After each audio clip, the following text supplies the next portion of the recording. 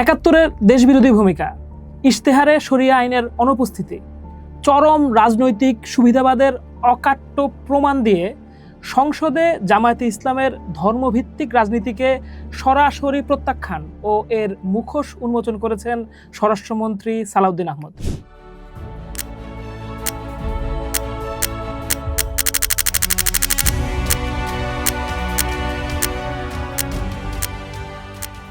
তিনি তথ্য উপাত্ত দিয়ে দেখিয়ে দিয়েছেন কিভাবে আদর্শের দোহাই দিয়ে এই দলটি ধর্মের নামে স্রেফ ক্ষমতার রাজনীতি করে আসছে। আজ আমরা সংসদে স্বরাষ্ট্রমন্ত্রীর দেওয়া এই বক্তব্যটিকে বিশ্লেষণ করে জামায়াতে ইসলামের রাজনীতি সম্পর্কে জানব। জাতীয় সংসদে স্বরাষ্ট্রমন্ত্রী জামায়াতে ইসলামের তথাকথিত ইসলামী পরিচিতি এবং তাদের বিতর্কিত ইতিহাস নিয়ে দীর্ঘ বক্তৃতা দিয়েছেন। তিনি তথ্য উপাত্ত দিয়ে প্রমাণ করার চেষ্টা করেছেন যে জামাত নিজেদের একটি আদর্শিক ইসলামী দল হিসেবে দাবি করলেও বাস্তবে তাদের কর্মকাণ্ড এবং রাজনৈতিক কৌশল ইসলামের মূল চেতনা থেকে অনেক দূরে।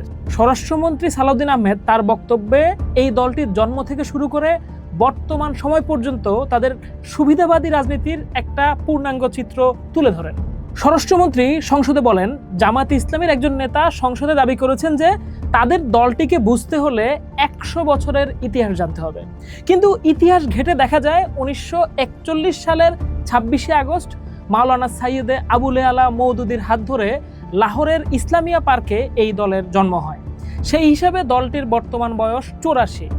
100 বছরের যে দাবি, এটা ঐতিহাসিকভাবে অসত্য। স্বরাষ্ট্রমন্ত্রী আরও উল্লেখ করেন, এই দলটি মূলত একটি আন্তর্জাতিক সংগঠন যার শাখা ভারত ও পাকিস্তানে রয়েছে। বাংলাদেশে তারা বারবার নাম পরিবর্তন করে নিজেদের টিকিয়ে রাখার চেষ্টা করছে। স্বরাষ্ট্রমন্ত্রী তার বক্তব্যে জামাতের 71-এর ভূমিকার কথা স্পষ্টভাবেই স্মরণ করিয়ে দেন। তিনি বলেন, 1971 সালের বাংলাদেশের মহান স্বাধীনতা যুদ্ধের সময় জামাতে ইসলামী সরাসরি বাংলাদেশের স্বাধীনতার বিরোধিতা করেছিল। আইনিভাবেও প্রমাণ রয়েছে যে তারা তৎকালীন পাকিস্তান বাহিনীর দোসর হিসেবে কাজ করেছে। এমনকি যুদ্ধের শেষ পর্যায়ে গভর্নর AM মালেকের অধীনে গঠিত পুতুল সরকারে জামাতের 2 জন সদস্য আব্বাস আলী খান ও AK ইউসুফ মন্ত্রী হিসেবে শপথ নিয়েছিলেন। এটা প্রমাণ করে যে জামাত কখনোই বাংলাদেশের সার্বভৌমত্বে বিশ্বাসী ছিল না। জামাতে ইসলামী একটি চরম সুবিধাবাদী রাজনৈতিক দল। 1979 সালে শহীদ রাষ্ট্রপতি জিয়াউর রহমান যখন ধর্মভিত্তিক রাজনীতিকে উন্মুক্ত করেন, তখন তারা আবার মাথাচাড়া দিয়ে ওঠে। 1986 সালে তারা এরশাদ সরকারের অধীনে নির্বাচনে অংশ নেয়, যেখানে অনেক গণতান্ত্রিক দল যেমন বিএনপি অংশ নেয়নি। আবার 1996 সালে তারা আওয়ামী লীগের সাথে যুগপৎ আন্দোলনে অংশ নিয়ে তৎকালীন বিএনপি সরকারকে ক্ষমতাচ্যুত করার চেষ্টা করেছিল। স্বরাষ্ট্রমন্ত্রী প্রশ্ন তোলেন, যেই দল নিজেদের আদর্শিক বলে দাবি করে, তারা কিভাবে বারবার তাদের রাজনৈতিক অবস্থান পরিবর্তন করে?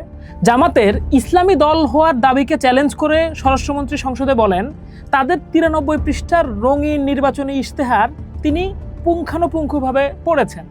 আশ্চর্যের বিষয় হলো, এই বিশাল ইশতেহারের কোথাও তারা পূর্ণাঙ্গ শরিয়া ব্যবস্থা জারি করার কথা উল্লেখ করেনি। তিনি আরও বলেন, ইশতেহারে ইসলামী রাষ্ট্র ব্যবস্থা, ইসলামী বিচার ব্যবস্থা কিংবা ইসলামী অর্থনীতি প্রতিষ্ঠার কোনো সুনির্দিষ্ট রূপরেখা নেই। তারা মাদ্রাসা শিক্ষার আধুনিকায়নের কথা বললেও শিক্ষার মূল ধারাগুলোতে ইসলামের প্রতিফলন নিয়ে কোনো জোরালো বক্তব্য রাখেনি। স্বরাষ্ট্রমন্ত্রী একে জামাতের এক ধরনের দ্বিমুখী নীতি হিসাবে অভিহিত করেন। তিনি বলেন, জামাতে ইসলামের মনোগ্রাম বা লোগোতে আগে আকিমউদ্দিন বা দিন প্রতিষ্ঠার কথা লেখা ছিল, কিন্তু রাজনৈতিক কৌশল হিসেবে তারা বারবার এই মনোগ্রাম থেকে এই অংশটি সরিয়ে ফেলে থাকে।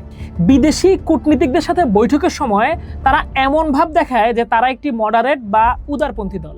স্বরাষ্ট্রমন্ত্রী প্রমাণ হিসেবে জামাতে আমিরের সাক্ষাৎকারের কথা উল্লেখ করে বলেন, তারা বিভিন্ন সময় বিদেশিদের কাছে এবং ভোটের মাঠে বলেছে যে ক্ষমতায় গেলে তারা শরিয়া আইন বাস্তবায়ন করবে না। স্বরাষ্ট্রমন্ত্রী প্রশ্ন রাখেন, তবে কি তারা শুধু ভোটের জন্যই ইসলামের নাম ব্যবহার করছে? স্বরাষ্ট্রমন্ত্রী তার বক্তব্যে উপমহাদেশের প্রখ্যাত আলেমদের মতামত তুলে ধরেন। তিনি বলেন, মাওলানা মওদুদীর উদ্ভাবিত মওদুদিবাদ নিয়ে উপমহাদেশের বড় বড় আলেমদের ঘোর আপত্তি ছিল। মাওলানা আশরাফ আলী থানভী, হুসেইন আহমেদ মাদানী এবং মুফতি কেফায়েতুল্লাহর মতো বরেণ্য আলেমরা মওদুদীর অনেক মতবাদকে ভ্রান্ত বলে আখ্যায়িত করেছেন। এমনকি বাংলাদেশের শীর্ষস্থানীয় আলেম মাওলানা মুহিবুল্লাহ বাবুনগরীও পরিষ্কারভাবে বলেছেন যে জামাতে ইসলামী কোনো প্রকৃত ইসলামী দল নয়, বরং তারা ইসলামের ক্ষতি করছে।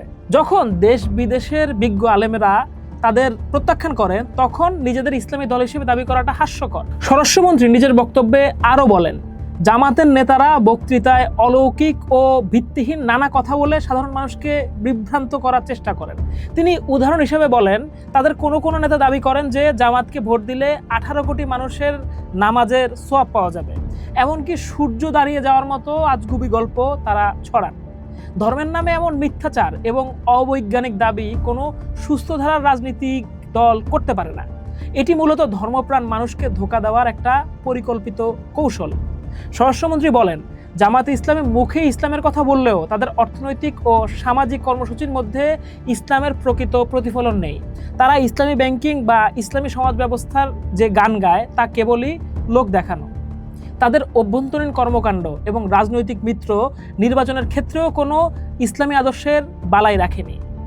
তারা যখন যেখানে সুবিধা পায় সেখানেই নিজেদের আদর্শকে বিসর্জন দিয়ে ক্ষমতা বা পদের লোভের সাথে মিশে যায়।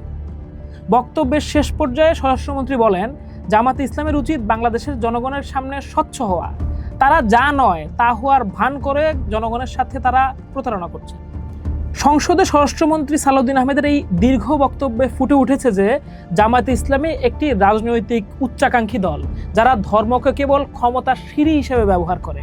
তাদের 71-এর যুদ্ধাপরাধে ভূমিকা, ইশতেহারে ইসলামী আদর্শের অনুপস্থিতি, ধর্মীয় আলেমদের কাছে তাদের অগ্রহণযোগ্যতা এবং রাজনৈতিক ডিগবাজি প্রমাণ করে যে তারা একটি বিপজ্জনক ও বিভ্রান্তিকর শক্তি।